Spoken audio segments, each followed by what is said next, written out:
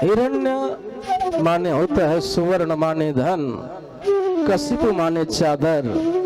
जो सोने की चादर बिछा करके उस पर शयन करना चाहता हो, अर्थात जगत की समग्र लक्ष्मी को जो अपनी बनाना चाहता हो, वही है हिरण्य कश्यप, हिरण्य कशिप। अभी तो एक छोटा सा प्लाट ही है, अब प्रार्थना करने लगे एक प्लाट और हो जाता तो बहुत अच्छा होता, 2 प्लाट हो गया, एक बड़ा सा प्लाट हो जाता तो और अच्छा होता, 3 हो गया, अब ये होते होते नोएडा सेक्टर 137 पूरा मेरा हो जाता तो बहुत अच्छा होता है। ऐसा भाव जिसके मन में होता है उसी को कहते हैं हिरण्य कश्यप। हिरण्याक्ष और हिरण्य कश्यप ये दोनों लोभ के प्रतीक हैं भैया। लोभ भी 2 प्रकार का होता है, एक है संग्रह वृत्ति लोभ, दूसरा है भोग वृत्ति लोभ।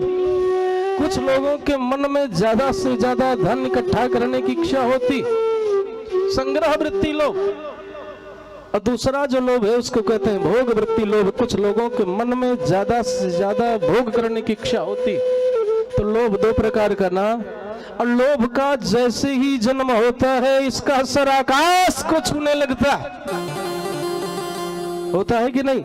बिना कोई कर्म किए यदि किसी व्यक्ति को अनायास ही 5 करोड़ रुपया मिल जाए तो तुरंत उसके मन में आएगा कि 10 करोड़ हो जाता तो बहुत अच्छा होता, 10 हो गया 50 हो जाता तो बहुत अच्छा होता। तो लोभ जो है बड़ी शीघ्रता से बढ़ता है ना।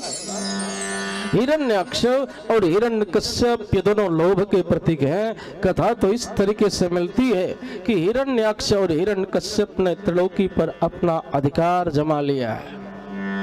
हिरण्याक्ष ने तो पृथ्वी मैया का हरण कर लिया, पृथ्वी को लेके पाताल में चला गया।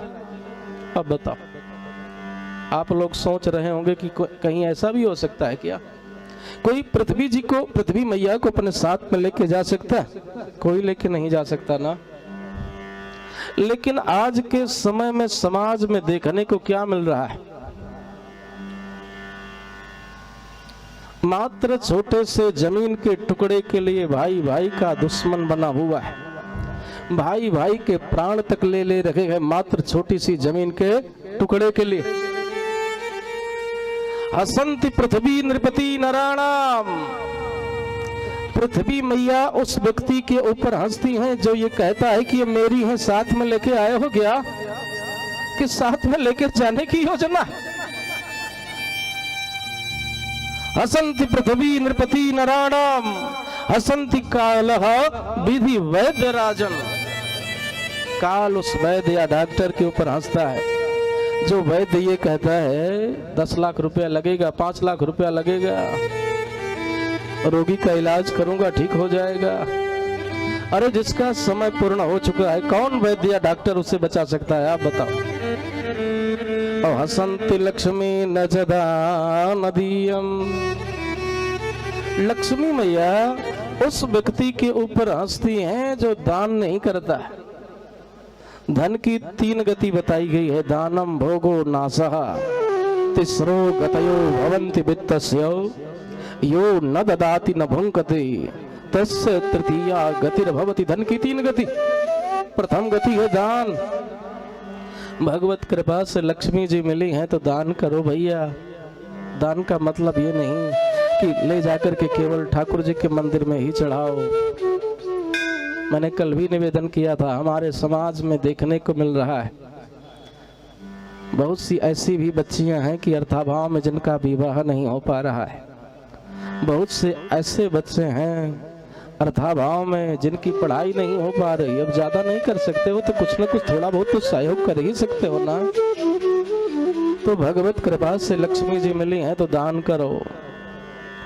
अच्छा दान नहीं कर रहे हो तो कम से कम जो धन की दूसरी गति है भोग, धन का उपभोग तो करो, बच्चों की पढ़ाई लिखाई में लगाओ। कुछ लोग न दान करते हैं न भोग करते हैं, ये तो बैंक बैलेंस करते रहते हैं। बच्चों को पढ़ाया नहीं, खूब धन इकट्ठा कर लिया, दान भी नहीं दिया ना, बच्चे तो गलत रास्ते पर चले गए। कुछ समय उपरांत आपके बच्चे आपकी कमाई हुई सारी संपत्ति को जला करके राख कर देंगे। धन की तीसरी गति है नाश। धन जो है तीसरी गति करना नहीं पड़ता, अपने आप ही हो जाती। आपका धन नष्ट हो जाएगा सज्जनों।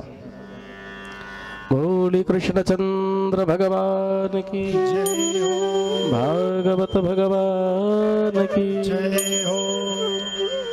तो आज हिरण्याक्ष ने पृथ्वी मैया का हरण कर लिया, पृथ्वी को लेके पाताल लोक में चला गया। भैया पहले के समय में तो एक ही हिरण्याक्ष और एक ही हिरण्यकश्यप थे। आज के समय में हर क्षेत्र में आपको देखने को मिलेगा 2-4 हिरण्याक्ष, 2-4 हिरण्यकश्यप, हर जगह देखने को मिलेगा। आप कहोगे कैसे महाराज? कहा कि जाने कितने वाली अभी देखने को मिल रहा है यही समाज में। जाने कितने वाली अभी भाई का हक छीना करते हैं। पहले एक ही रावण, एक ही वाली, एक ही हिरण्याक्ष और एक ही हिरण्यकश्यप, लेकिन आज जाने कितने वाली अभी भाई का हक छीना करते हैं। कितने ही रावण भाई को लातों से पीटा करते हैं। कितने विभीषण आज भी बेचारे लात खा रहे। जाने कितने वाली अभी भाई का हक छीना करते हैं। कितने ही रावण भाई को लातों से पीटा करते हैं। हम क्या कर रहे हैं? कहा विजय दशहरा को भारत में हम नाटक खेला करते हैं। सचमुच के रावण जिंदा पर कागज के रावण जलते हैं। सचमुच के रावण जिंदा पर कागज के रावण जलते हैं।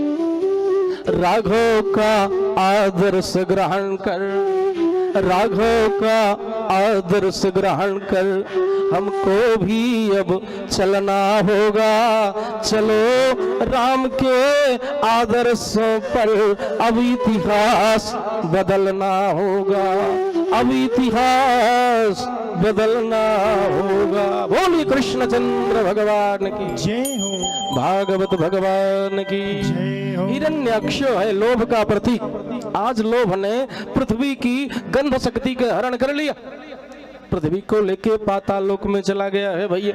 माने पृथ्वी की गंध शक्ति का हरण कर लिया। हिरण्याक्ष मदोन्मत्त होकर के, बलोन्मत्त होकर के आज त्रिलोकी में विचरण करने लगा।